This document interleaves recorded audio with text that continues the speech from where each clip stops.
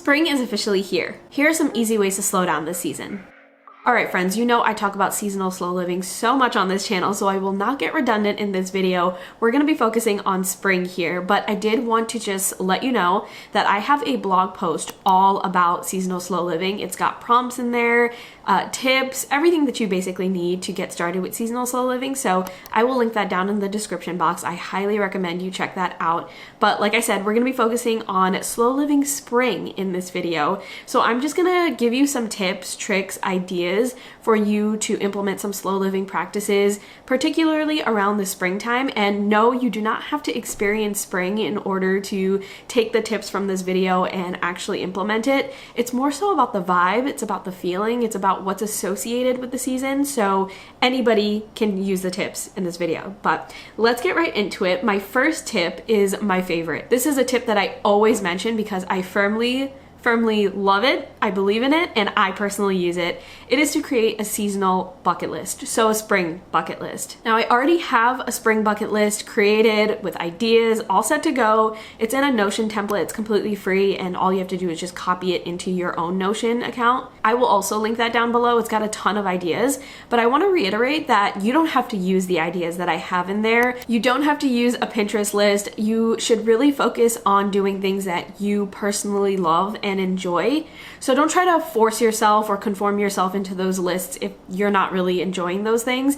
And if you have issues trying to figure out what should go onto your bucket list, once again, that blog post has prompts in it, and the prompts will literally guide you from one question to the next in order to help you create a tangible list to add to your bucket list, if that makes sense. And I'm actually going to go through a couple of ideas here. I think these are kind of the standout ideas that I have, and you can add these to your bucket list if you want, of course. But the first thing that you can participate that's very seasonal, very spring-like is gardening. Gardening is something that is top of my list. I'm so excited to start gardening this year, and spring is the perfect time of the year to get started with your garden. So whether you're doing a backyard garden, an indoor garden, a windowsill garden, whatever it may be, now is the perfect time to get started. I did a video on this last week if you want some ideas or some insight as to how I'm doing my gardening season this year. So if you're interested in that, that's on the channel. But the next thing is another one that I talk about kind of a lot.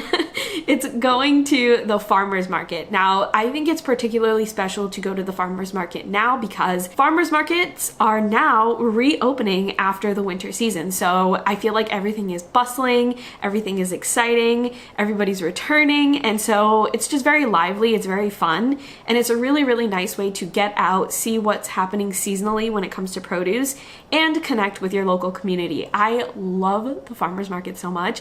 After I get back from my trip, which I'll do another video on soon, I am going straight to the farmer's market. I am canceling all my meal delivery services, which I have been doing quite a lot in the winter season, and I'm going to the farmer's market every single weekend from this point forward. Okay, in that same realm is to try a spring recipe. I think cooking and making seasonal recipes is one of the best ways to incorporate some seasonal slow living practices. I always associate certain dishes and certain flavors and certain ingredients to seasons. And so when I think about spring, I think about pastas for some reason, but I think about asparagus, peas, ricotta, lemon, just like bright flavors. I don't know. There's something about those flavors and then throwing it all into a pasta that screams spring to me. So that's probably going to be the first recipe that I make once I head over to the farmer's market. I think it can get really creative and fun in that way. Okay, another thing that you can do is go on a picnic. Now, this really does depend on the weather.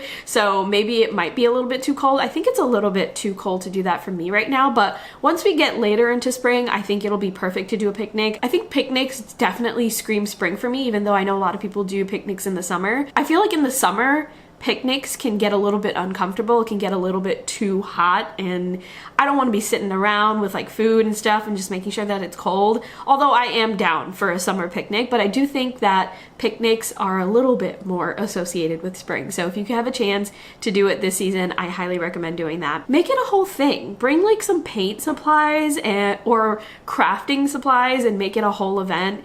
I think that would be so much fun. Okay, another thing you can do is go for a walk or a hike. Once again, I think people are defrosting after the winter season and wanting to get out as much as they possibly can. The park, the reservation that's very close to where I live, has been booming with people because they have just been so desperate to get outside and get some fresh air. So now is the perfect time to get out there and take a walk, whether it's a morning walk, a lunchtime walk, after work walk, or maybe on the weekend, get out there and take a hike. I think it's the perfect weather. I think of spring weather very similarly to fall weather. It's just heading towards the more warmer temperatures as opposed to fall getting closer to the cooler temperatures. I feel like that makes so much sense. So I feel like spring weather is very, very ideal for a hike. It's not too hot, it's just perfect. Okay, another thing that I think is very spring-like is to visit a botanical garden. So it's essentially a garden with, I think it's like a community garden or a community space that you can go and see all of the flowers and things that the community has planted and kept in this space. I think it's absolutely beautiful to be able to go and witness that. Or maybe you have access to like a flower garden, I don't know, but I feel like that also screams spring. Flowers scream spring to me. I'm pretty sure that's like a common spring thing. Okay, and then the last thing, well, not the last thing, but the last thing on this particular list to participate in is to take a spring break trip. I know spring break is usually associated with students, of course, because they get an actual break, but who's to say that adults can't do that as well? I think we should definitely consider taking one, whether that's paid time off or you're able to do it on a weekend, maybe extend your weekend into a long weekend. If we're able to take a spring break, I feel like that will ignite a little bit of youthful, childlike energy in us.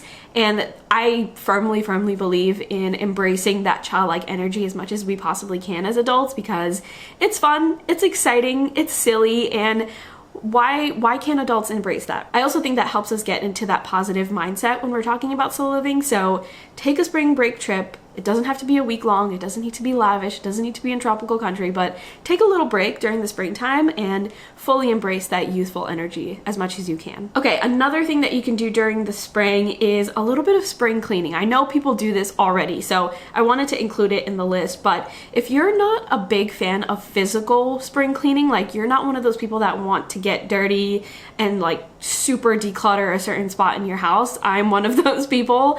I definitely recommend doing a digital declutter. That's what I'm going to be doing this spring.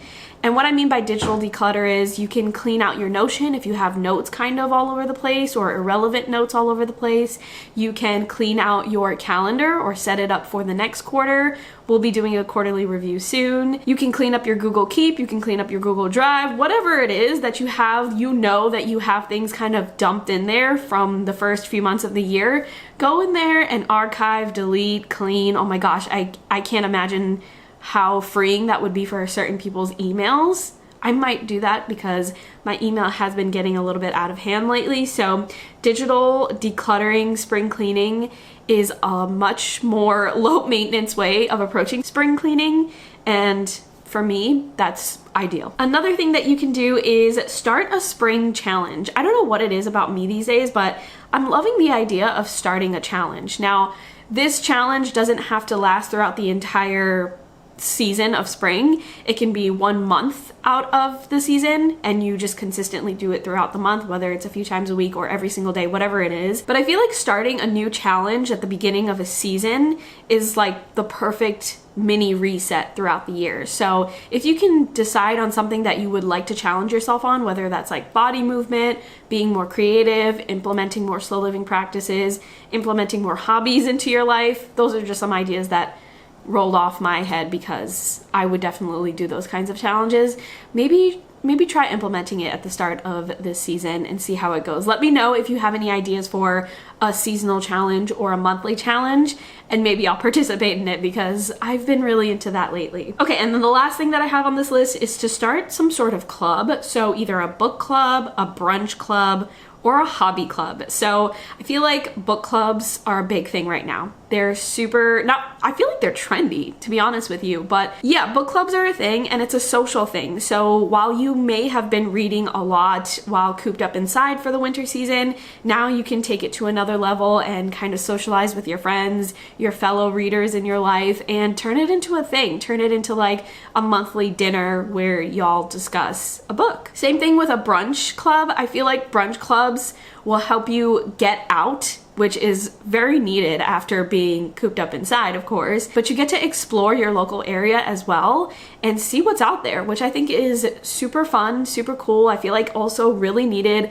after the winter season, and just, you know, all of those associations with staying inside for the winter season. We kind of want to break out of that, defrost from that, and move onwards and socialize and get out a little bit more. Same thing with the hobby club. Maybe the hobby club doesn't necessarily mean that you need to do a hobby together, but you all get together and do your individual hobbies in the same space, whatever it may be, or you do the hobby together. I don't know. It depends on what hobby you're working on, but I feel like those are very fun, simple, low maintenance type of clubs that you can do with a couple of people, a lot of people, and you can make it as chill or as lavish as you want, which I absolutely love. I love the customization there. All right, friends, so that's what I have when it comes to slow living and spring. Lots of ideas here. Once again, I have that bucket list that has a ton more of ideas, so you can grab that in the description box, as well as the seasonal blog post. I highly recommend you check out that blog post. I think all of my blog posts are about 3 minutes or less. Let me know what is on your spring bucket list in the comments. I would love to know